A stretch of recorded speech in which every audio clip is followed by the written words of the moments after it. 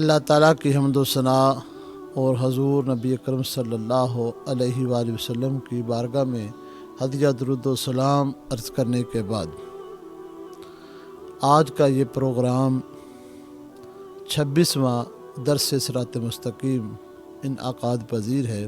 خالق کائنات حق بول کر عمل کی توفیق عطا فرمائے۔ آج ہم بات کریں گے شب قدر کی فضیلت۔ یہ شب قدر والی رات ایک ایسی رات ہے جس کی فضیلت خالق کائنات نے خود ارشاد فرمائی۔ جو بندہ اللہ کے اس بتائے ہوئے فرمان کو سمجھ لیتا ہے پھر وہ اس رات کو ضائع نہیں ہونے دیتا، یعنی کہ اپنی غفلت میں ہی اس رات کو گزرنے نہیں دیتا، اللہ کی یاد میں سر سجدے میں رکھ کر اس کو راضی کرنے کی کوشش کرتا ہے۔ اللہ تعالیٰ نے اس رات کو قدر والا بنایا، اور جس نبی پر یہ اس رات کو جو کتاب اتری جس کی وجہ سے یہ قدر والی ہوئی، یہ کتاب بھی بڑی قدر والی ہے، اور جس نبی پر یہ کتاب اتری اس نبی کی ذات بھی بڑی قدر والی ہے۔ اب قدر والی رات اور قدر والی ذات اور قدر والی کتاب، یہ تینوں ہمارے سامنے ہیں۔ ہم نے اس رات کو خالق کائنات کو راضی کرنا ہے، یہ بڑی ہی فضیلت والی ہے۔ اللہ تعالیٰ نے قرآن مجید فرقان حمید کے اندر ایک مکمل سورہ اس پر نازل فرمائی ہے، اور اس سورت کا نام سورہ قدر ہے۔ یہ ایک مکی سورہ ہے، اور اللہ تعالیٰ نے ان 5 آیات کے اندر اس کو مکمل فرمایا ہے۔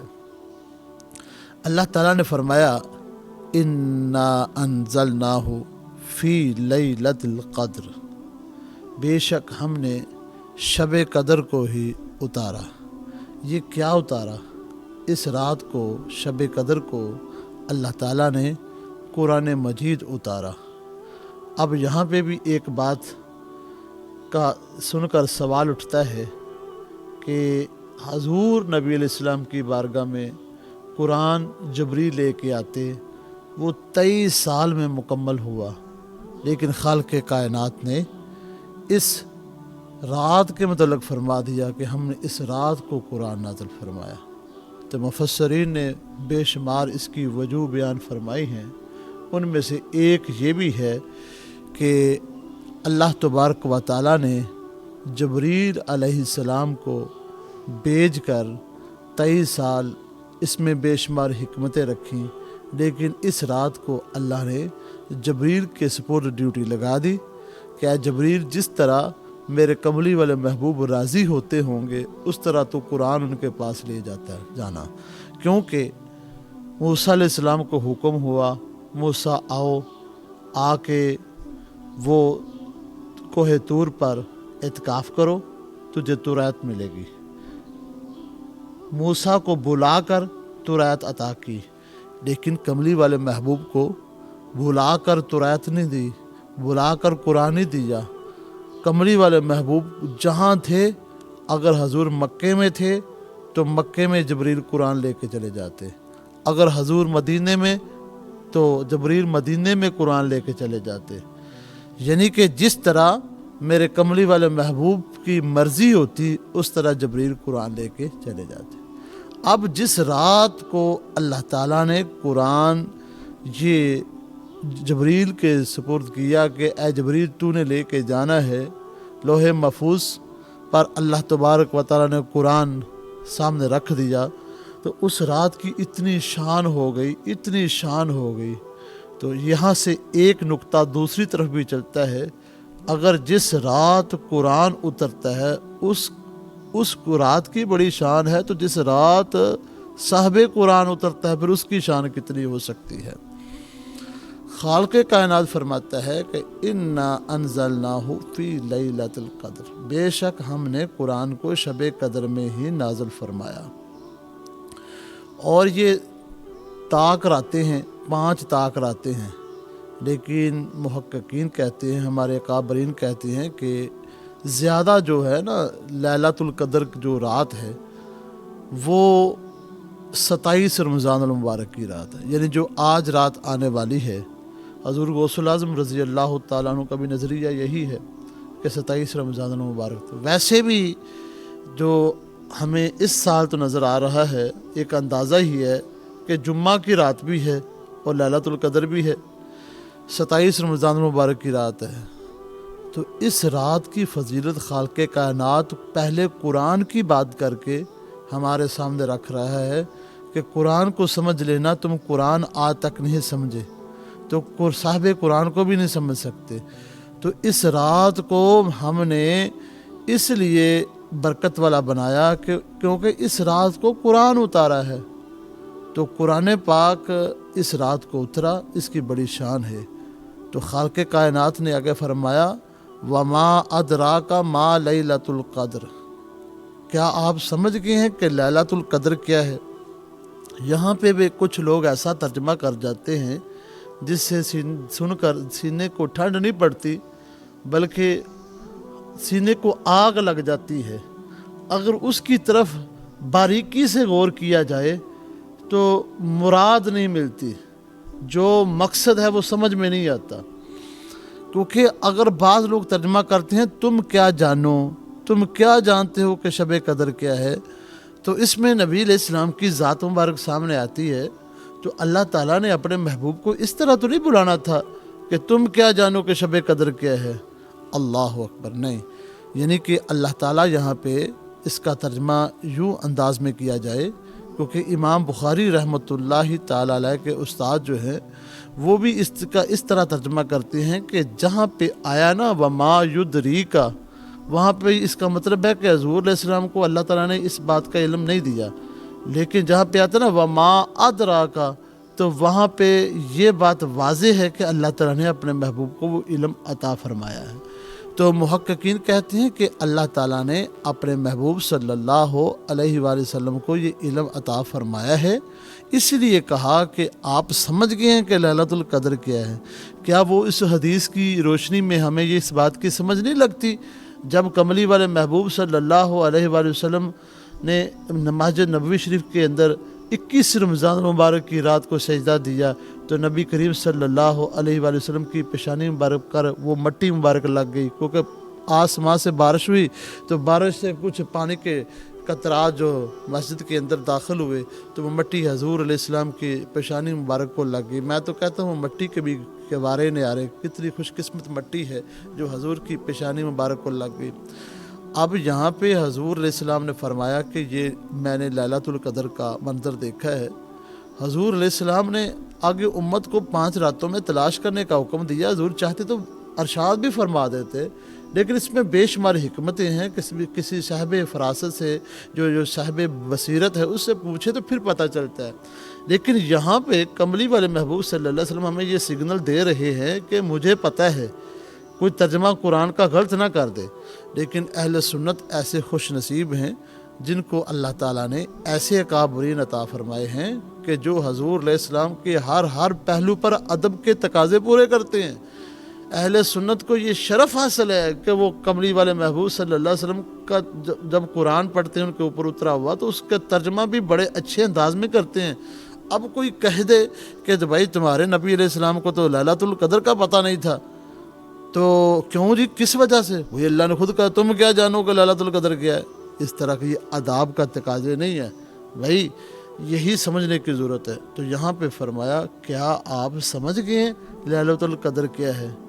تو اس سے یہ مطلب نکلتا ہے کہ حضور کو پتہ تھا کہ حضور آپ اے میرے محبوب آپ سمجھ گئے ہیں نا، تو لہٰذا اپنی امت کو اپنے انداز میں سمجھائیے، اس کا مطلب یہ ہے۔ آگے فرمایا لیلۃ القدر خیر من الف شہر۔ اللہ تعالیٰ نے یہاں پہ کتنی بڑی بات کر دی، فرمایا یہ تو 1000 مہینوں سے بہتر رہتا ہے، یعنی کہ 83 سال 4 ماہ۔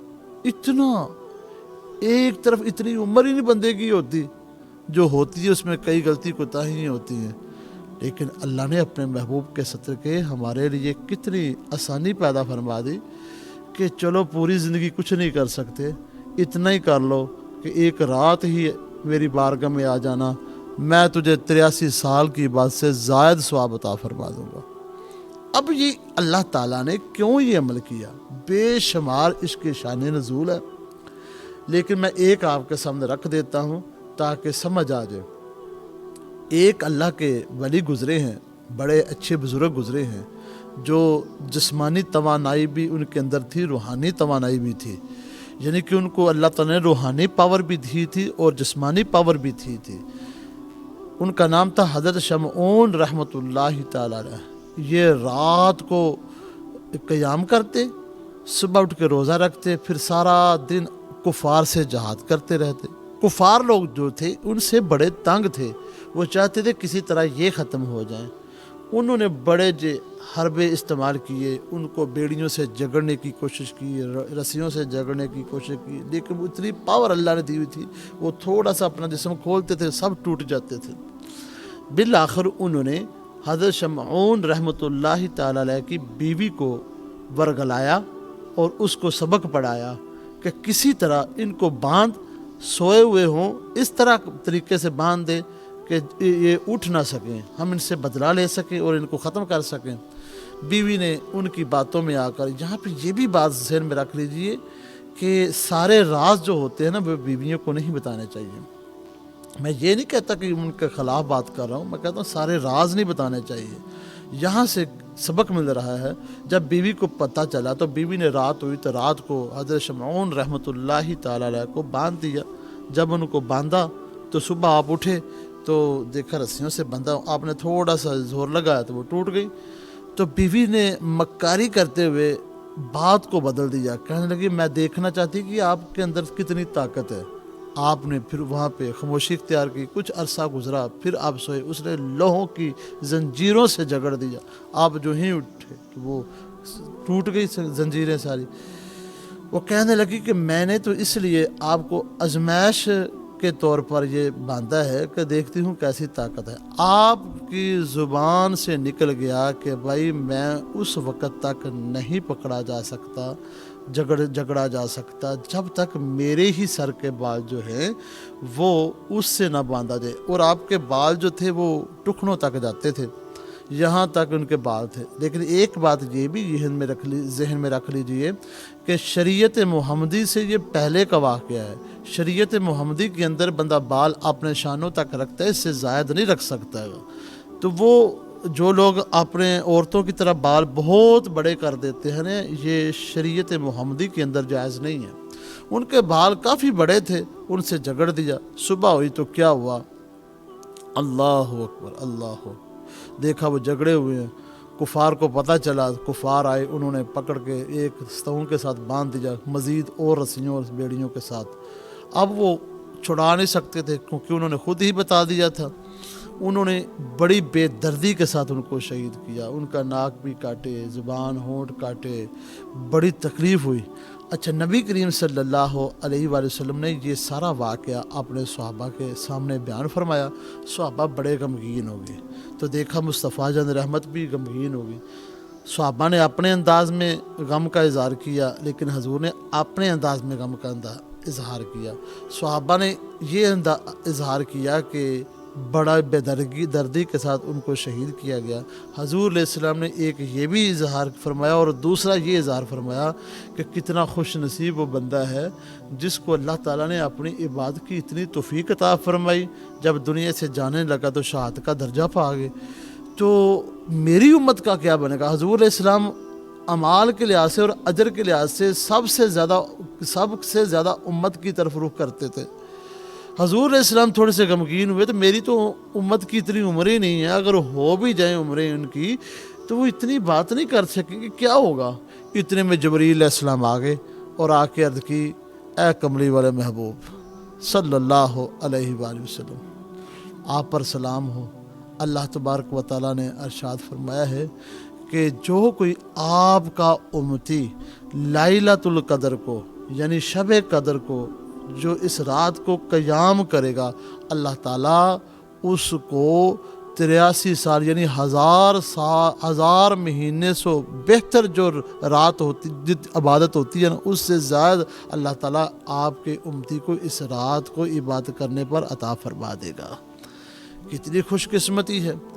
اب 83 سال ایک طرف کر لو یا 1000 مہینہ ایک طرف کر لو، ایک رات ایک طرف کر لو، یہ کس کی وجہ سے ہے؟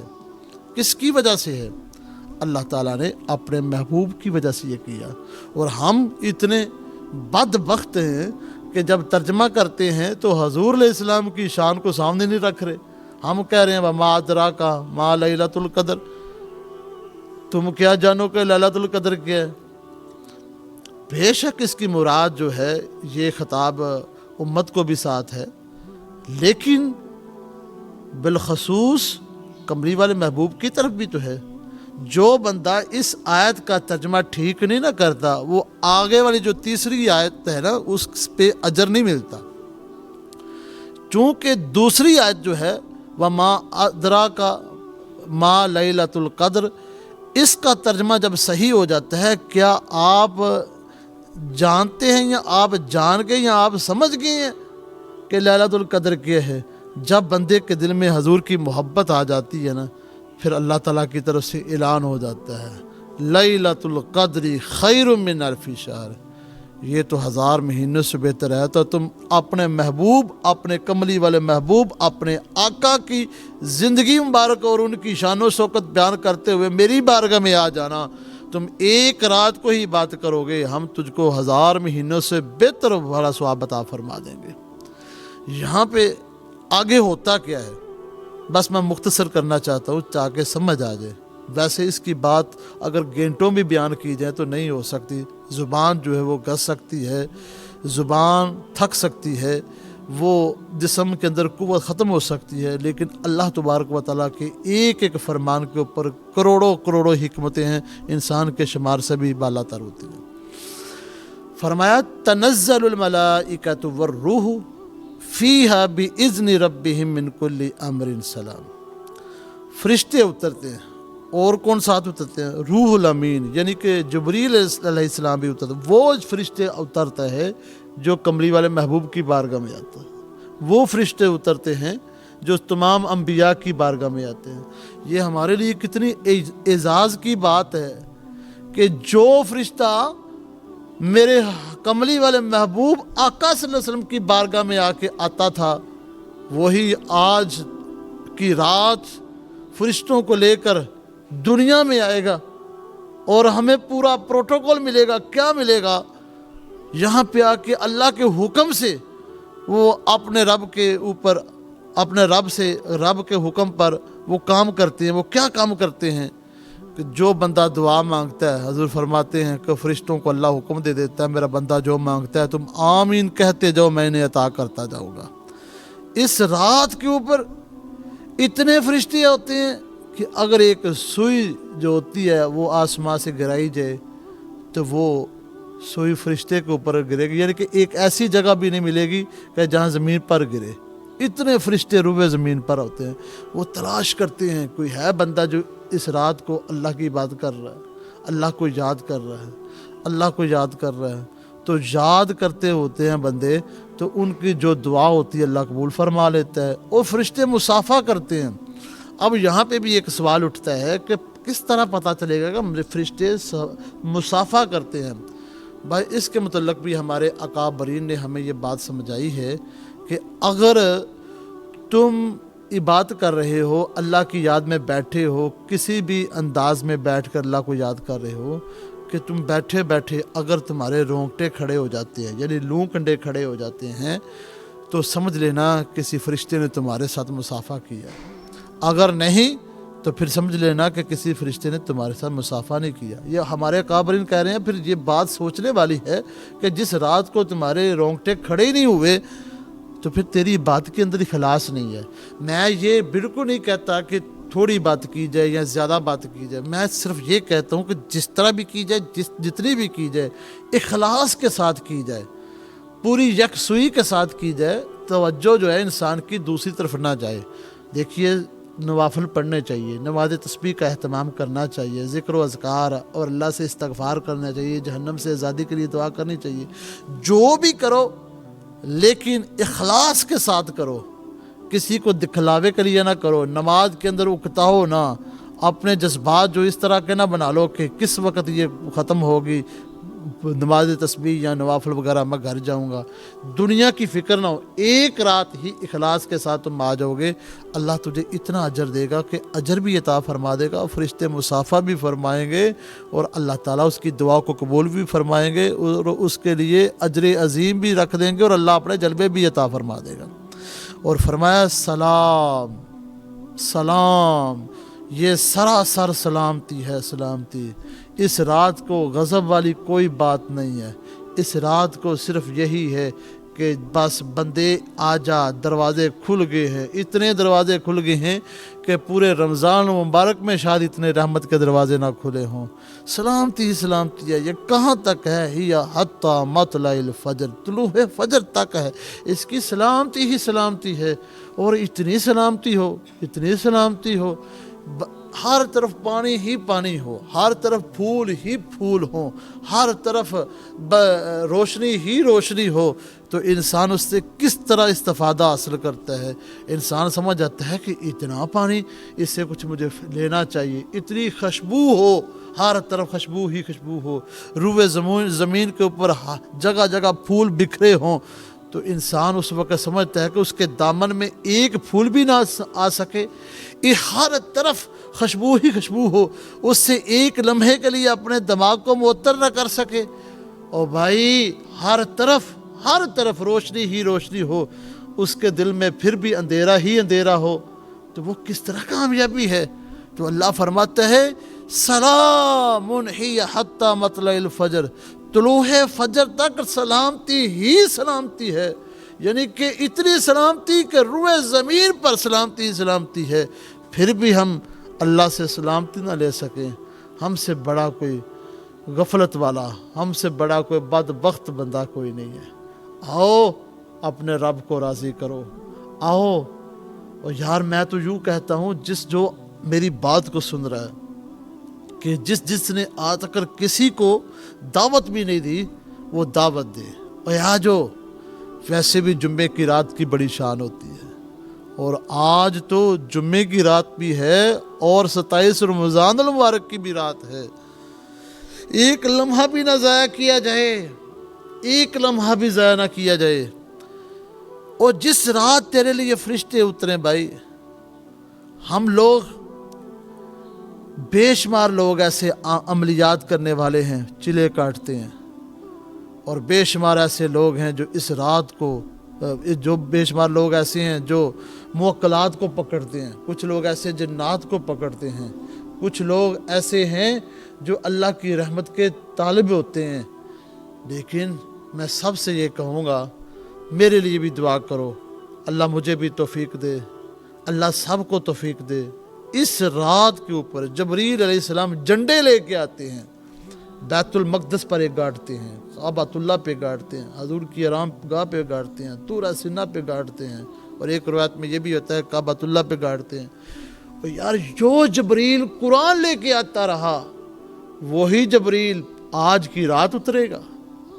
تنزل الملائکۃ والروح، وہ فرشتوں کی قیادت کرتے ہوئے اترے گا۔ اللہ ان کو کیوں بھیج رہا ہے؟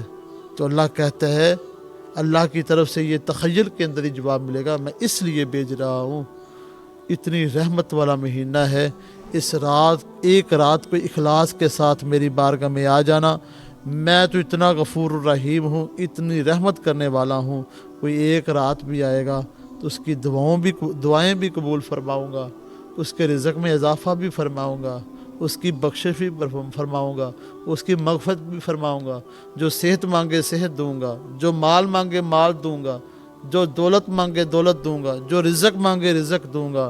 مجھ سے کوئی مانگے تو صحیح، یا اللہ کس طرح دے گا، لیکن ایک بات ذہن میں رکھ لینا، میرے محبوب کے دامن کو نہ چھوڑنا، زندگی میں کبھی بھی محبوب کی نافرمانی نہ کرنا۔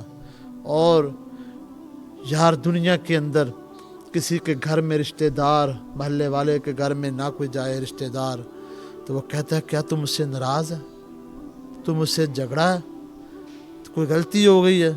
تو جو بندہ 27 رمضان المبارک کو بھی نہ اللہ کی بارگاہ میں آئے تو اس سے کیا مراد لی جا سکتی ہے کہ وہ بندہ اللہ سے پھر ناراض ہے؟ نہیں نہیں، اللہ سے ناراض نہیں، وہ اللہ اس سے ناراض ہو چکا ہے۔ وہ اپنے رب کو راضی کرے، آؤ عہد کریں، میرے لیے بھی دعا کرے کہ اللہ اس گناہ گار بندے کو اپنا بنا لے، اس کو نیکوں کی لسٹ میں شامل فرما لے۔ جو ہدایت یافتہ لوگ ہیں اللہ اس بندے کو اس کی لسٹ میں شامل فرما لے۔ یا اللہ جو توبہ کرنے والے اور برگزیدہ بندے ہیں اللہ ان کی لسٹ میں شامل فرما لے۔ ہدایت یافتہ جو لوگ ہیں اللہ ان کی لسٹ میں شامل فرما لے۔